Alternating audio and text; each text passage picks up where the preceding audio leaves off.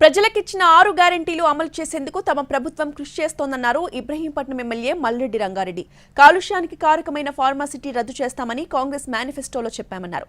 అన్నట్లుగానే నిన్న ముఖ్యమంత్రి ఫార్మాసిటీ రద్దు చేసి మాట నిలబెట్టుకున్నారని తెలిపారు.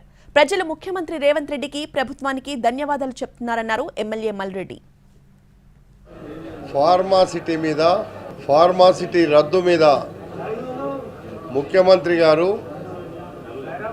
ఏదైతే మేము ఫార్మాసిటీ వల్ల రంగారెడ్డి జిల్లా ఇబ్రహీంపట్నం నియోజకవర్గ ప్రాంతంలో కాక పక్కకుండేటువంటి మహేశ్వరం నియోజకవర్గంలో